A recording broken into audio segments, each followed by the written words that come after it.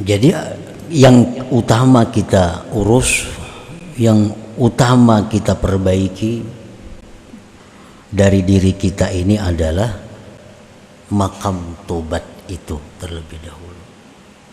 Makam tobat.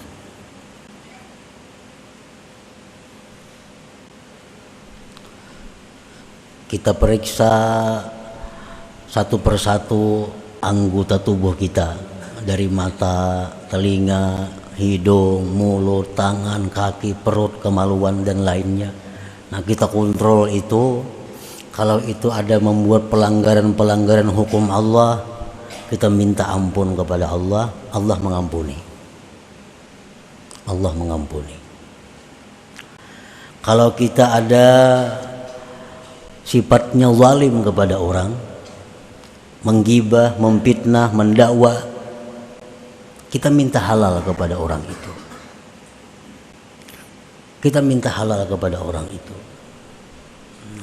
Kalau orang ini kadang memberi halal kepada kita, Allah akan mengambil satu kebijaksanaan yang menguntungkan kepada kita. Yang penting kita minta halal.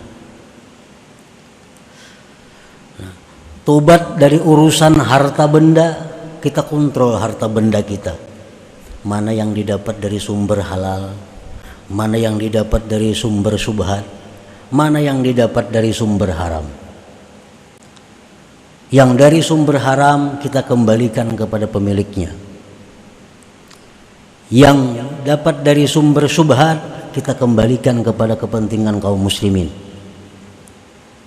Yang halal itu yang kita tinggal. Nah, ini tobat dalam masalah harta.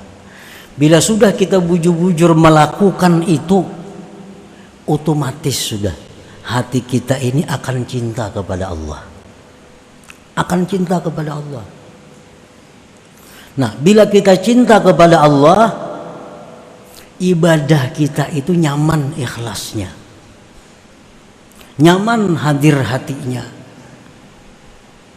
Maka bila ibadah ini ikhlas, hadir hati, itu tanda-tanda ibadah yang diterima oleh Allah Subhanahu wa ta'ala. Apalagi orang ini sudah wara.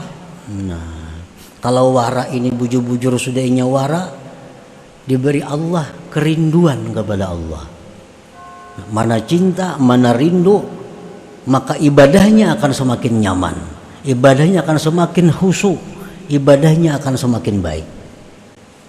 Ditambah pulang zuhud, diberi Allah pulang takut daripada Allah, ibadahnya makin hebat lagi. Jadi kalau kita hendak memperbaiki amal, kada bisa, kada kawa, kalau kada ahwal nang kita dapat dahulu. Ahwal ini kada bisa dapat kalau kada kita bujur-bujur menempati makam ini dahulu. Nah, tobat bujur-bujur kepada Allah, dapat cinta. Dari cinta itu amal kita akan bagus. Warak bujur-bujur, kita dapat rindu kepada Allah. Bila kita rindu kepada Allah, ibadah dengan mudah khusyuk. Ibadah dengan mudah khusyuk. Nah, sudah rindu lawan Tuhan apa? Kada sembahyang hanya khusyuk, apalagi sembahyang. Di kamar, di jalan, di pasar, hanya rindu lawan Tuhan, selalu ingat Tuhan. Sembahyang, membaca Quran, apalagi. Nah. Jadi faman kanat ahwaluhu mahabbatallah ta'ala wa syauqa ilaihi wal haibata minhu fala budda mukhlisun til ibadat wa qalbuhu hadirun fiha.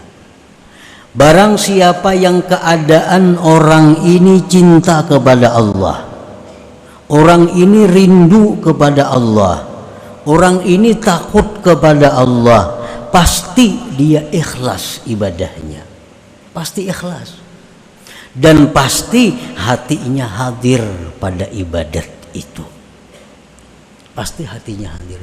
Kenapa kita kadang-kadang hanya tubuh kita yang beribadat, hati kada umpat?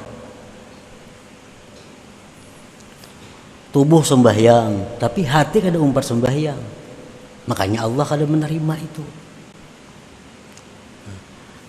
Tubuh mulut baca Quran tapi hati kadang baca Quran. Mulut berzikir tapi hati kada umpat berzikir. Kan itu kenyataan yang kita alami. Kada ingat kunci sembahyang timbul ingat. Mana kamu anda kunci? Allahu Akbar, saku di bawah lemari andaknya jadi hati nih. Jadi hati kita kada umpat sembahyang, hati kita kada umpat membaca Quran. Kenapa sebabnya? Satu sebabnya kita kada terlalu cinta kepada Allah, apalagi rindu maginnya kada ada, apalagi haibah kepada Allah.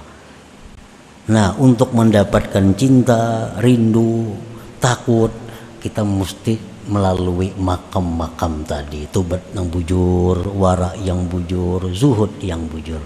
Jadi kalau hendak memperbaiki kita secara total, baiki mulai akar-akarnya. Nah, kadakawa kita memaksakan langsung hendak baik amal, kadakawa. Secara teori kita perbaiki amal kita misal membaca Quran, kita karasi supaya membaca Quran ini paham, supaya membaca Quran ini mengagungkan Allah, supaya membaca Quran ini bujur-bujur khusyuk. Baca Quran pada artinya tahu, padahal kita pahamannya tahu Quran ini kayak ini, tapi waktu membaca hati kita kada ke sana, karena yang kita baikinya hanya kulitnya. Nah, kalau hendak membaiki secara total, baiki mulai makamnya, akan timbul ahwal yang baik, otomatis ibadah itu menjadi baik. Nah, ini yang dimaksud dengan hikmah ke-46 ini. Husnul a'mal nataiju husnil ahwal, wa husnul ahwal minat tahaqquq bi maqamatil inzal. Itu maksudnya.